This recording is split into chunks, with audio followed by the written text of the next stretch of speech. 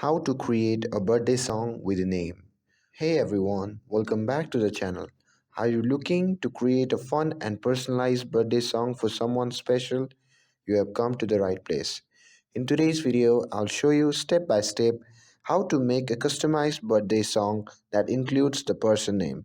It's easy, fun, and will make their day extra special. So without further ado, let's get started. So first thing first, go ahead and open Google. To do that, simply tap on it. Once you have opened the Google, simply type one happy birthday song on the search bar. Once you have searched it, simply tap on onehappybirthday.com. And once you have entered the website, you will be prompted to enter the person name on the search bar. Type in the name you want to include in the song and double check the spelling to make sure that it's correct. And once you have searched for the name, your song will be created.